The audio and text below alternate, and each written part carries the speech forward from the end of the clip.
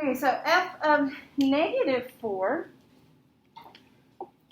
is, I'll plug negative 4 in. That's negative 2 parentheses, negative 4 plus 3 squared plus 4. Now in this part of the test it probably would be a non-calculator part because you should be able to do this without a calculator. Following order of operations, we know we do what's inside the parentheses first. So negative 4 plus 3 is negative 1.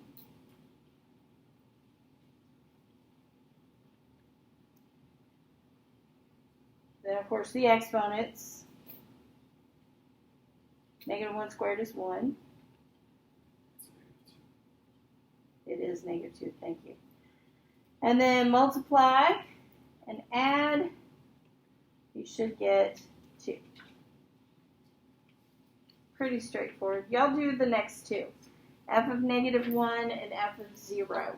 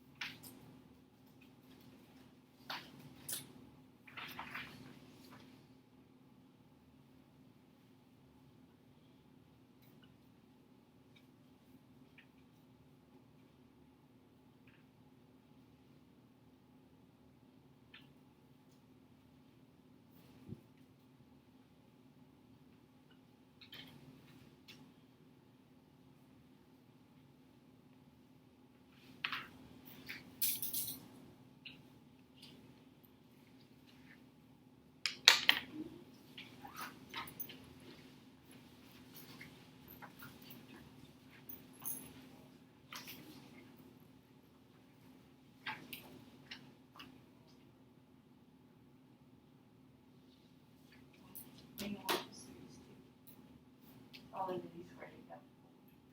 And that's negative 8. That one's got it's just your sign things. Yep.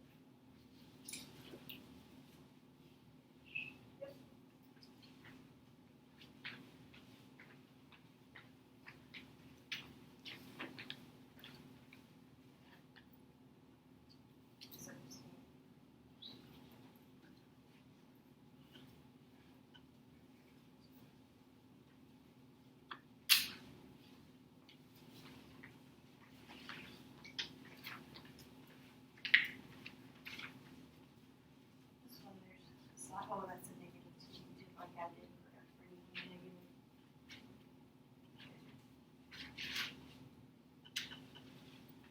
Okay, so it looks like y'all have it. It's just arithmetic.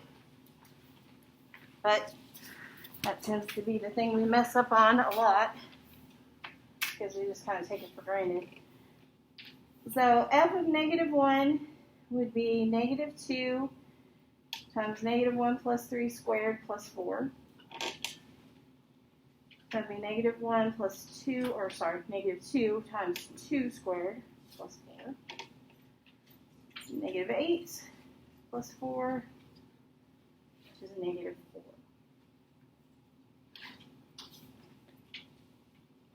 And 0.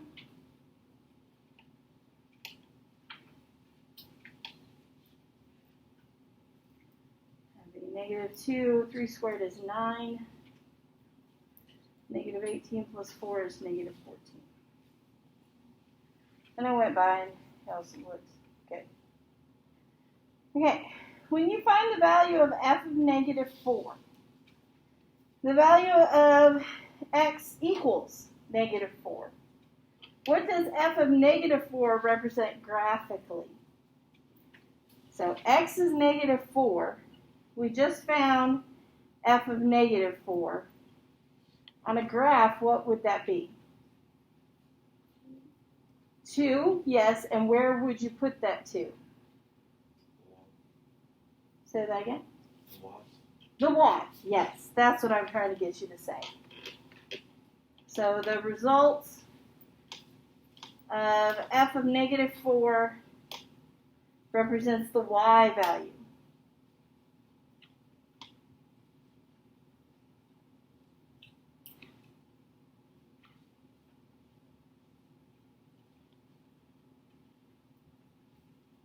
On the graph when x equals negative 4. It seems very obvious, but it's something that gets confused quite a bit, so I want to make sure that I went over it. So this next picture that you see, this parabola that's pointing down, it's f of x. It's that f of x that I have at the very top, that parabola. We want to see if the results of f of negative 1 and f of negative 4, that is negative 4 we plugged in, yep, make sense in the context. So, what do we get for f of negative 4? Negative, or just regular 2. Yep, regular 2. So that means it corresponds to what ordered pair? Negative 2, or 2, negative 4. Other way. Negative 4, 2. Negative 4, 2. The number that's in the parentheses is your x. What you get when you plug that into the equation is the y. So negative 4, 2, notice it is right on that graph. And it should be, if we've done our work right. What was f of negative 1?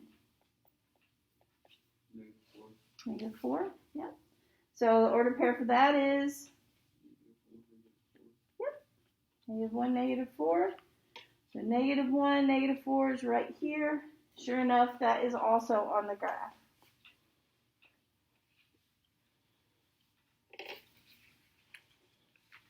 So they correspond to the points on the graph, which they should. Okay, that graph has 2 zeros. What's a 0? X-intercept? Yes, the x-intercept, where it crosses the x-axis. So a 0 is an x value when y equals 0.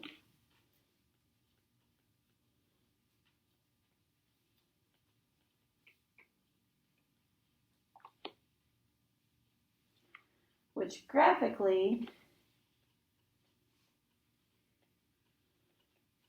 means the function is crossing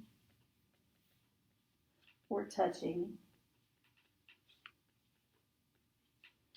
x-axis, which again is another word for the x-intercept.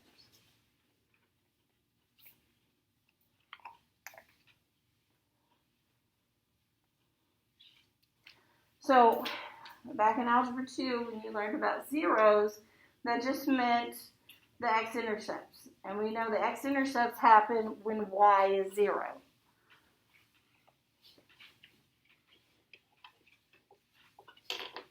So our x-intercepts look like they're here-ish and here-ish.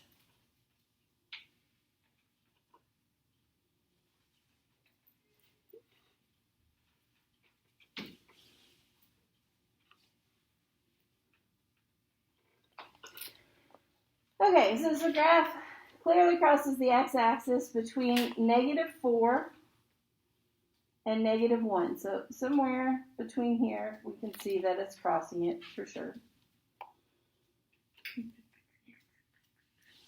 Based on our computation below, how could you justify the guarantee, so without having the picture, of this occurring at some point between x equals negative 4 and x equals negative 1? So read through that again and see if you can figure out what that's asking you.